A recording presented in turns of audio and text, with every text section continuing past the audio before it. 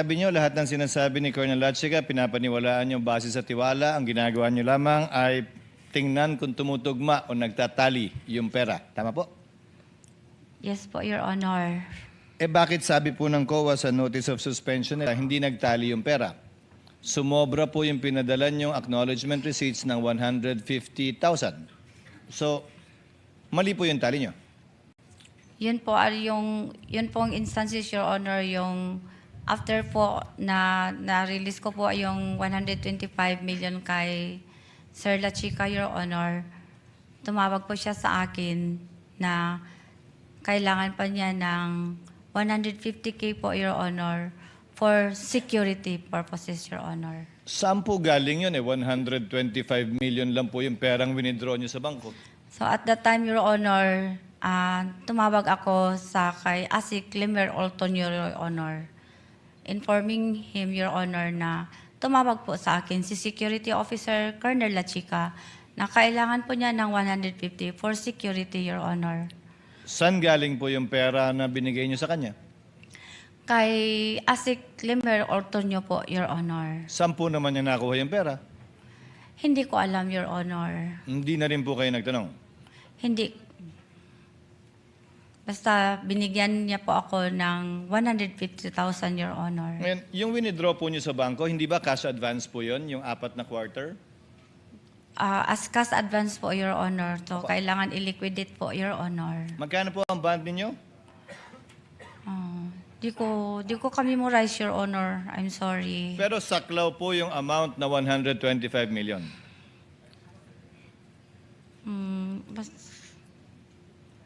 Hindi nyo alam, ma'am? Basta ang sabi ng accountant, ang maalala ko, Your Honor, na ang ban ko po ay ka-level po kung magkano po ang ikakas advance ko, Your Honor. Ma'am, ang kinas advance nyo po, 125, hindi pa nyo naliliquidate, nag-cash advance uli kayo ng 125 million uli para sa first quarter, nag-cash advance uli kayo ng another 125, wala pa pong tinanggap na liquidation. So magkano po ang kabuang bond ninyo? Aabot po ba ng 500 milyon yung bond ninyo para sa 500 milyon?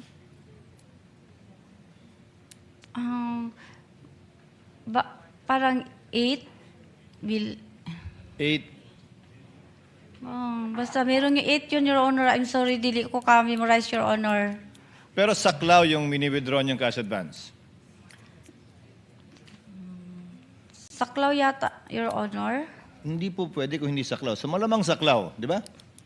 Ngayon, kanina pa kayo sabing dinisburse nyo kay Lachica, si Lachica nag-implement. Ano po bang ibig sabihin ninyo ng implement? Yung 8 iba't ibang lugar sa Pilipinas na binayaran sa loob ng parehong araw, sino po ang gumastos nun? Ang nag-implement po, si Colonel Lachica po, Your Honor. Ako po ang Pakinggan niyo po yung nag-disburse tanong sa ko. kanya. Binigay niyo po yung 125 million kay Colonel Lachica. Ayon mismo sa acknowledgement receipts na hawak ninyo, na tinali ninyo, sabi niyo rin po kanina, nagbigay ng pera sa iba't ibang tao sa iba't ibang lugar sa parehong petsa. Sino po ang nagbigay ng perang yon dun sa mga nakapangalan sa acknowledgement receipt? Hindi ko po alam, Your Honor, kasi hindi po ako nag-implement ng mga confidential activities or operation, Your Honor. Hindi rin si Colonel Lachica. Hindi ko masasabi, Your Honor. Basta ako, Your Honor, si Colonel Lachica po, ang security officer, Your sorry Honor. po, hindi ko pwedeng tanggapin yun dahil iba't ibang lugar, 5 hanggang 8 iba't ibang lugar, dinisburse yung pera. Kahit po si Colonel Lachica, hindi naman po siya si Superman, hindi naman niya kayang gawin yon na siya lang. So, ano po yung malamang sagot sa tanong? Hindi po si Colonel Lachica yung nagbigay ng mga pera yun sa mga taong nakapirma sa acknowledgement receipt. Malamang ibang tao yon. Malamang po, hindi ba? Parang, Your Honor, parang yung issue na yun, Your Honor, is parang sa DepEd po yata. Wala pong ganon sa OVP? Wala pong issue na ganyan, Your Honor. Paano niyo po nalaman yun sa DepEd? Kasi yun pong Yun po ang nalaman ko, Your Honor. Sa amin po sa EOM, wala pong ganun, Your Honor. Wala pong issue sa AOM. Kaugnay niyan, alam ko. Wala pong issue sa AOM. Hindi po in-issue sa AOM yung mga alias, yung paggamit ng iba't ibang pangalang kakaiba. Wala po sa AOM yan. Ang tanong ko po, Ma'am Gina, si Colonel Lachica ba na binigyan nyo ng kabuang pera, ang nagbigay din ng pera dun sa mga may acknowledgement receipt? Siya din mismo ba? O may ginamit din siyang ibang tao? Your Honor, hindi ko po yan masagot, Your Honor, kasi wala po ako sa ground, Your Honor. Si Colonel Lachica po ang nag-implement, Your Honor. Ibig sabihin po ba nag-implement siya yung nag-disburse? Siya po ang nag-implement, Your Honor. Kung may binayaran po siya, Your Honor. Ma'am, kung siya po ang nag-implement, ibig sabihin siyang nag-disburse dun sa mga taong nakatanggap. Di umano. Opo. Basta ako, Your Honor, ako po ang nag-disburse sa kanya, Your Honor. Siya po ang nag-implement, Your Honor. Siya Kayo po ang nag-disburse sa kanya, siya ang nag-disburse sa kanya, siya ang nagbayad sa iba. O kayo po yung nagbayad sa kanya at binayad niya sa iba. Disburse po yun sa inyo, di ba?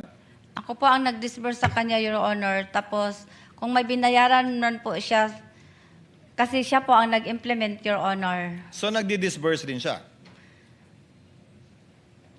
Basta ako, Your Honor, nag-disburse ako bilang SDO, Your Honor. Ulitin ko, ma'am, hindi po komplikado to. Disbursing officer kayo, kaya nga SDO eh. Nag-disburse po kayo sa kanya.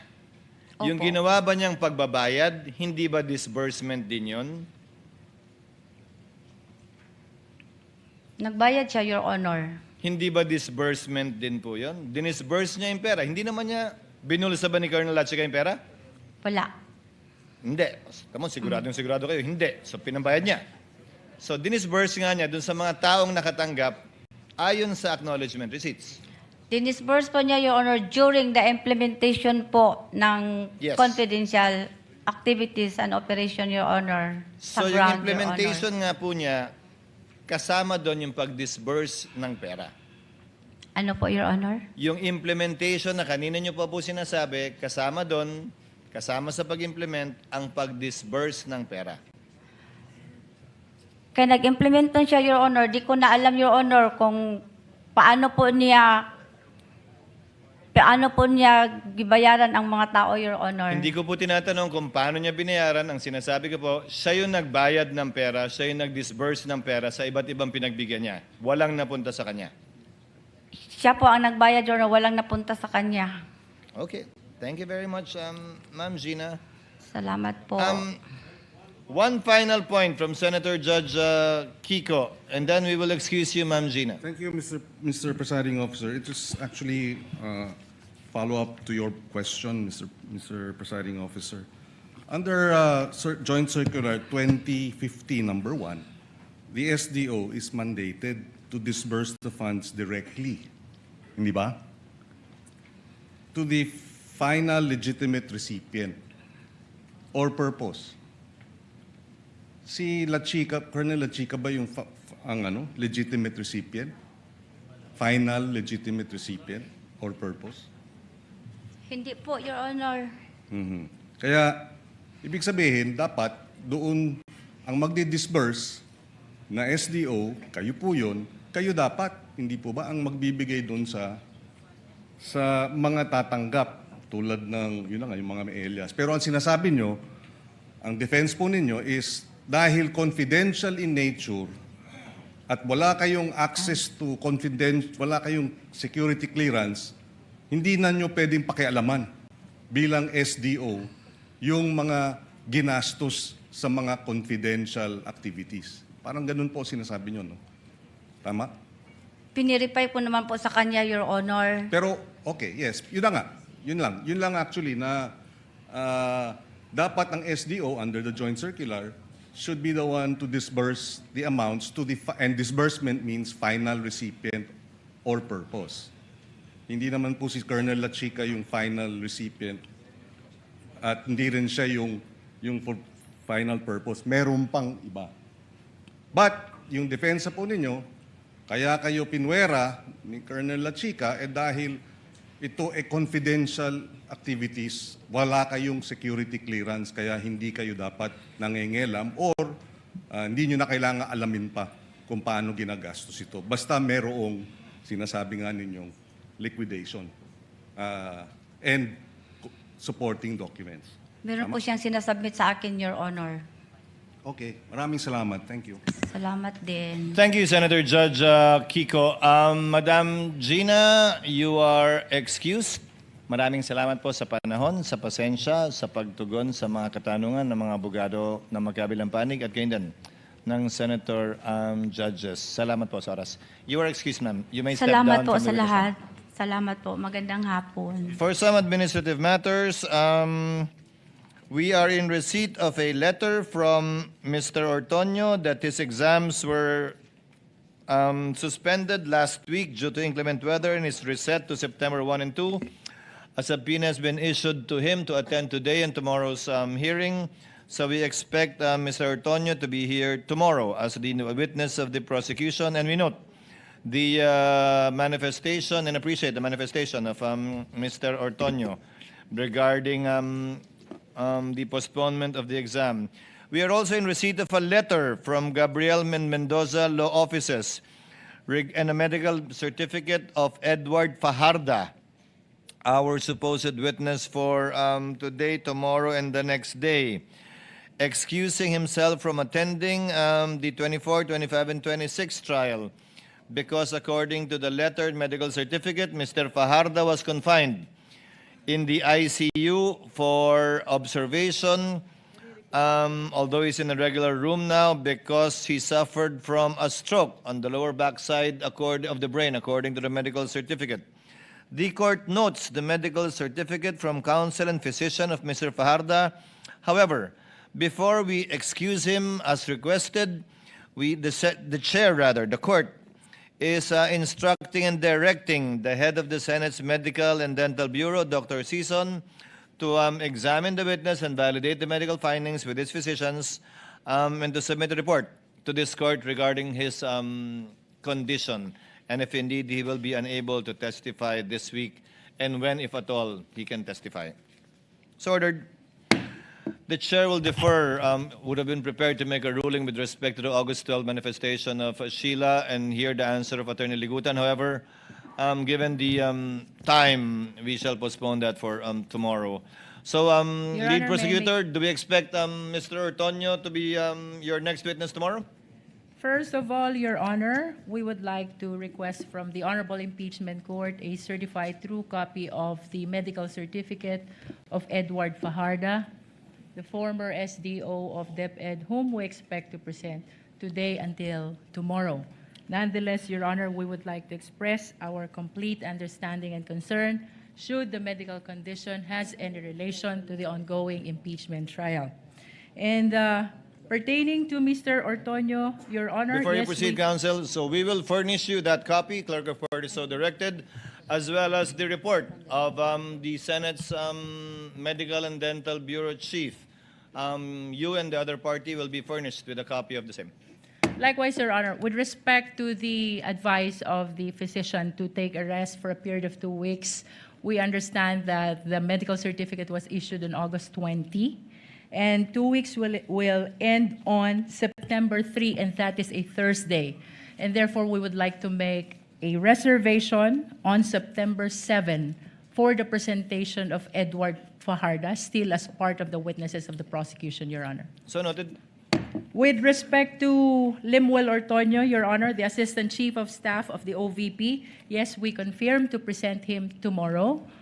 However, Your Honor, since tomorrow is only Tuesday and we would like to maximize the schedule that was given to us by the Honorable Impeachment Court, may we likewise request for the issuance of subpoena to the 3 AFP officials, namely, Your Honor, Colonel Manaros Boransing II, Colonel Magtanggol Panopio, and Colonel Adonis Bahaw.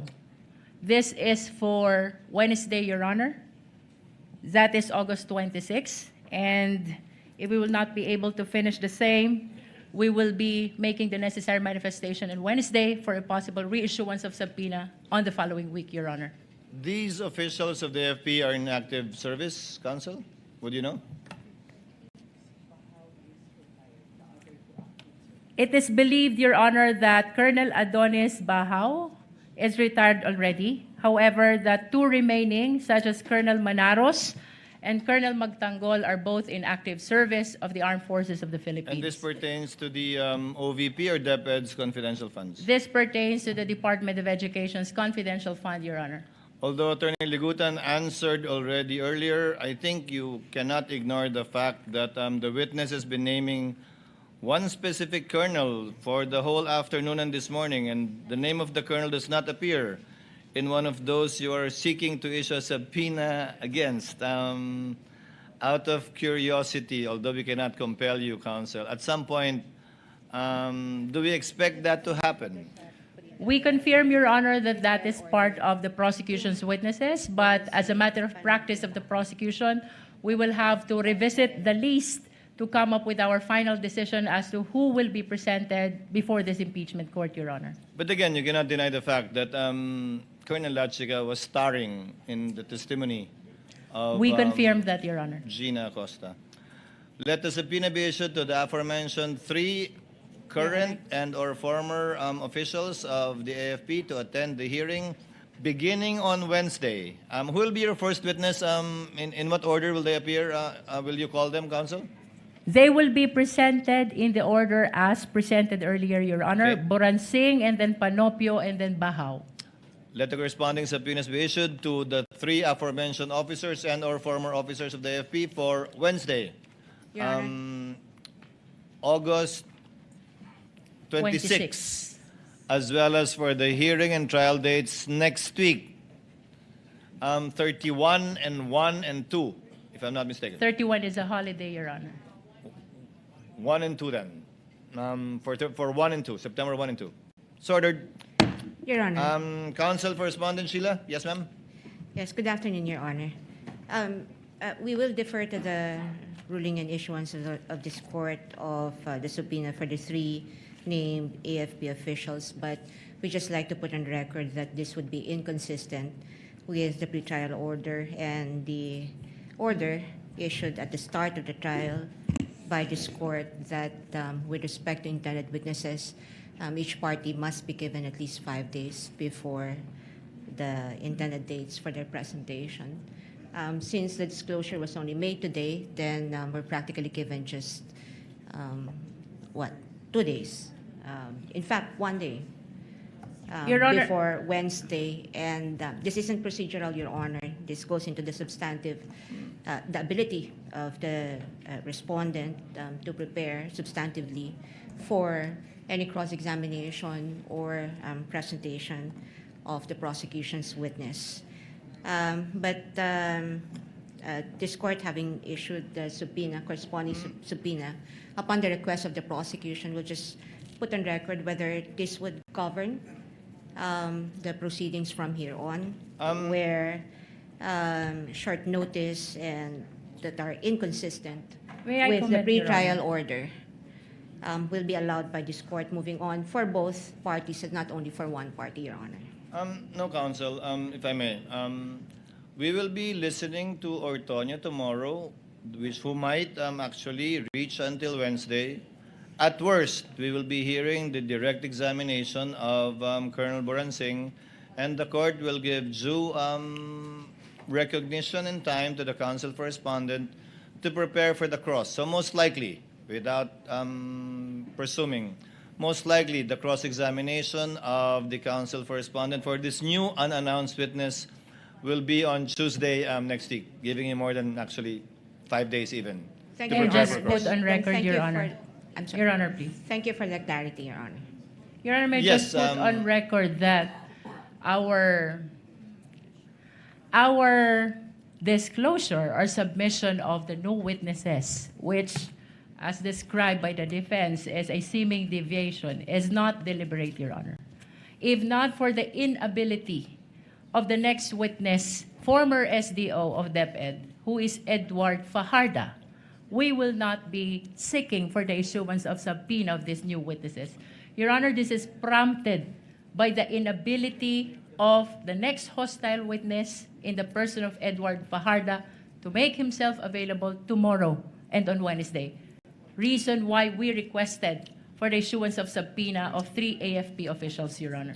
Duly noted. Just Duly so- noted. Your Honor. The court accepts the explanation of counsel, given again the unavailability, depending on the findings of the Senate, Doctor, as to his actual condition. Yes, Sheila? Just very quick manifestation, Your Honor. I did not state or even manifest that there was seeming evasion by the prosecution. I merely sought clarity, Your Honor. That was how it was taken by the presiding officer. Any other points? Yes, Your Honor. Yes, We are counsel in- correspondent. We are in receipt of a request for stipulation, material facts concerning witness Edward T. Fajarda, dated August 24, 2026. I've read the entirety of this three-page motion, including the signature page, and we are not willing to stipulate on the matters contained in this request for stipulation, apart from items number 1 and 2, that Fajarda serve as executive assistant and as the SDO for CF of the Department of Education during the term of respondent Vice President Sara Duterte, Secretary of Education. And number 2, in such capacity, Fajarda was tasked to disburse and liquidate the 112.5 million debit confidential funds subject of this case should the presentation of Mr. Fajarda goes on another schedule. But as to the rest, Your Honor, just so we don't waste any more time waiting for the response to this request for stipulation, we're putting on record, we're not stipulating as to the rest of the items in this request for stipulation, because we are aware that whatever stipulation that the defense would enter from items 3 to 11, it may be taken as something that one conclusion can be drawn from another, Your Honor. So we refuse to stipulate. Duly noted as to items 1 and 2 out of the 11 items, I believe, that the prosecution requests for stipulation. Items 1 and 2 are duly stipulated. No need to present evidence on those 2 points. When you present witness Edward Fajarda, Fajarda. Your Honor. Fajarda, whenever that may be. So noted. Thank you. Thank you. Any other points? Nothing more, Your Honor. There being no other points to be taken up, and again, Chair reiterates that it will make its ruling tomorrow with respect to the point raised by counsel for respondent, and we will hear Attorney Ligutan as well tomorrow, I believe. Hopefully, we will have enough time. There being no other matters to be taken up, the court is here. Before the court adjourns, session will be called at 4 p.m. according to our Senate President, for the information of the senators and the senator judges. The trial is adjourned, and we'll see you tomorrow at 10 a.m.